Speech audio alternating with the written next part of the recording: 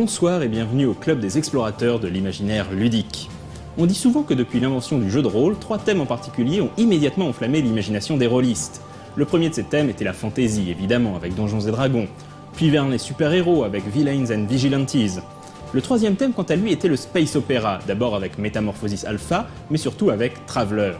En 35 ans d'existence, Traveller a connu une myriade d'éditions. Celle qui nous intéresse aujourd'hui est la version sortie en 2008 chez Mongoose Publishing, qui a l'avantage de bénéficier d'une traduction française. Les premières publications de la gamme Traveller en 1977 n'avaient pas vraiment d'univers propre.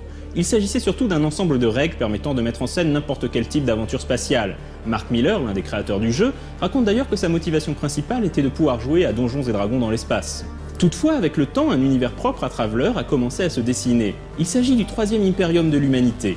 Dans un lointain futur, l'humanité a maîtrisé la technologie du saut supraluminique et s'est répandue dans l'espace.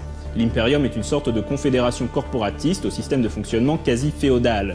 Les mondes qui acceptent de se joindre à l'Imperium acceptent de respecter les hautes lois promulguées par l'Imperium et lui versent des impôts. En échange, l'Imperium garantit une protection militaire, favorise le commerce interstellaire et arbitre les conflits potentiels entre les planètes membres. L'espace impérial est divisé en domaines, secteurs et systèmes.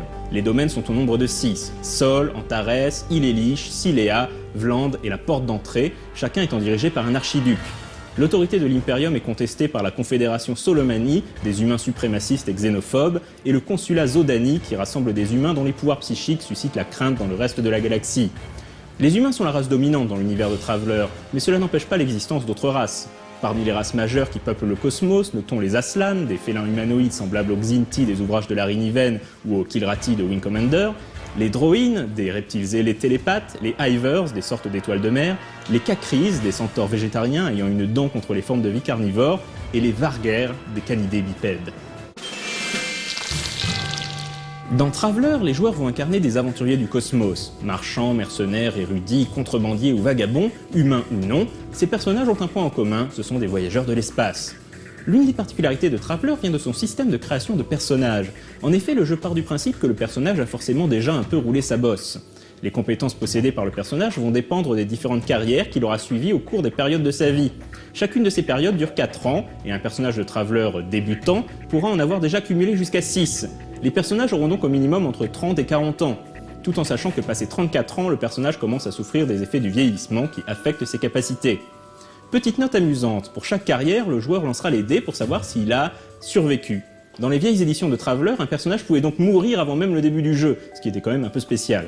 Dans l'édition Mongoose, les personnages ne meurent pas au sens strict s'ils ratent leur jet, mais ils pourront souffrir de blessures et autres séquelles.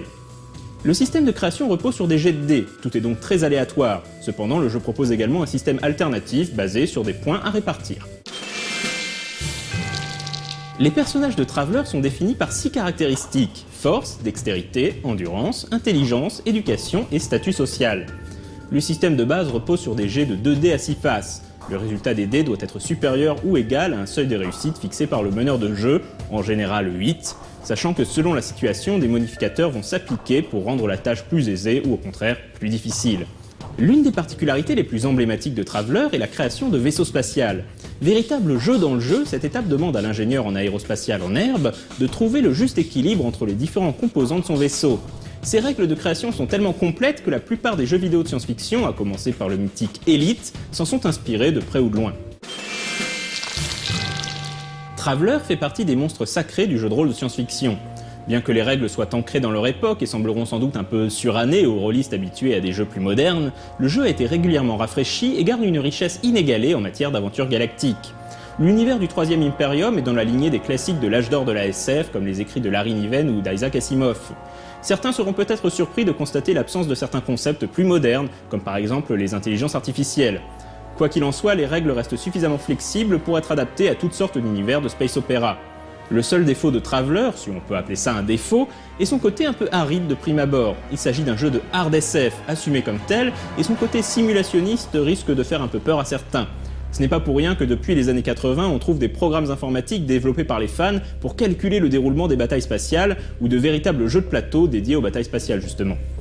Malgré ou grâce à sa complexité, Traveller reste la référence du space opéra en JDR, qui a déjà passionné des générations de joueurs et devrait intéresser tous les amateurs d'aventures galactiques. Quant à moi, je vous dis à dans 2 semaines, et d'ici là, jouez bien!